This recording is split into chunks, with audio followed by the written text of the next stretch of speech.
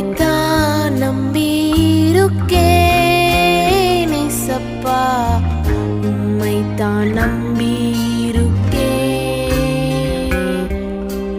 உம்மை மட்டும் நம்பியிருக்கேன் ஏசப்பா, உம்மை மட்டும் நம்பியிருக்கேன். வெளிப்படுத்தல் 3வது அதிகாரம் அதனுடைய 8வது வசனத்தினுடைய கடைசி பகுதி, இதோ திறந்த வாசலை உனக்கு முன்பாக வைத்திருக்கிறேன், அதை ஒருவனும் பூட்ட மாட்டான்.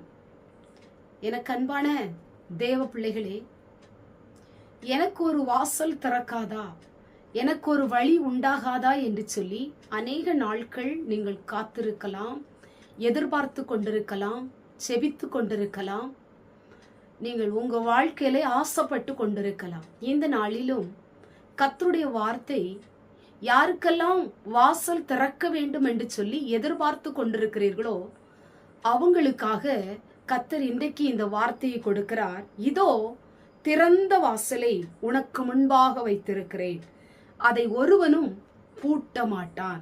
உங்களுக்கு ஒரு வாசல் திறக்க போகிறது.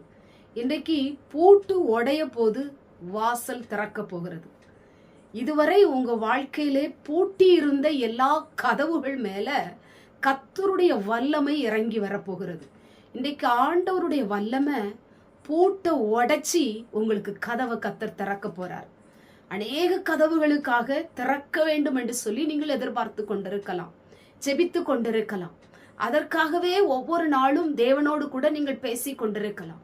ஆண்டவரே, எனக்கு ஒரு வழி திறக்கணும், எனக்கு ஒரு வாசல் திறக்கணும், இந்த காரியத்துல எனக்கு ஒரு அற்புதம் நடக்கணும், இந்த காரியத்துல எனக்கு ஒரு ஆசீர்வாதம் உண்டாகணும், ஒரு உயர்வு உண்டாகணும். அநேக காரியங்களை நினைத்து நீங்கள் தேவனோடு கூட ஜெபித்து கொண்டிருக்கலாம்.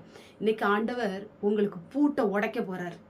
எது கடினமாய் போடப்பட்ட பூட்டா இருந்தாலும், ரொம்ப உறுதியாய் போடப்பட்ட பூட்டா இருந்தாலும், திறக்க முடியாத பூட்டா இருந்தாலும், அதன் மேல இன்னைக்கு கர்த்தருடைய வல்லமை இறங்கி வரப்போகிறது. பூட்டை உடைக்க போகிறார் ஆண்டவர். பூட்டப்பட்ட பூட்டு உடைய போது உங்களுக்கு கதவு திறக்க போகுது. இன்னைக்கு வெண்கல கதவா இருந்தாலும், இருப்பு தாழ்பால் போடப்பட்ட பூட்டா இருந்தாலும் அது முறிய போகுது. உங்க உள்ள இருக்கிற அத்தனை ஆசீர்வாதங்களையும் நீங்கள் சுதந்திரிக்கும்படி, நீங்கள் உள்ளே பிரவேசிக்கும்படி, உங்கள் ஆசீர்வாதத்திற்கு வழி திறக்கும்படி ஆண்டவர் இன்றைக்கு உங்களுக்கு ஒரு அற்புதம் செய்ய போகிறார். எனக்கு அன்பான தேவ பிள்ளையே, ரொம்ப கலங்கி போயிருக்கலாம், சோர்ந்து போயிருக்கலாம், மன பாரமா இருக்கலாம், ஏதோ ஒரு மன உளைச்சல்ல இருக்கலாம், ஏதோ ஒரு காரியத்தை நினைத்து நீங்க ரொம்ப கலங்கி போயிருக்கலாம். கலங்காதீங்க, பயப்படாதீங்க, சோர்ந்து போகாதீங்க.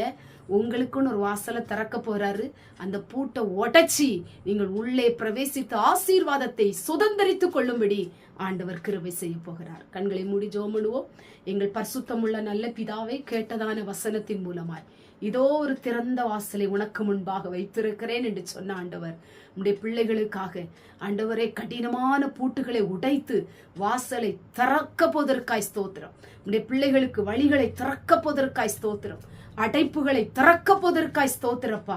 ஆண்டவரே, நீங்க பிள்ளைகளுக்கு அற்புதம் செய்யுங்க. அடைக்கப்பட்ட வேலைகள், அடைக்கப்பட்ட கர்ப்பங்கள், அடைக்கப்பட்ட ஆசீர்வாதங்கள், அடைக்கப்பட்ட உயர்வுகள், ஆண்டவரே எல்லாவற்றையும் திறந்து கொடுக்க போவதற்காய் ஸ்தோத்திரம். இயேசுவின் மூலம் ஜெபிக்கிறோம் பிதாவே, ஆமென்.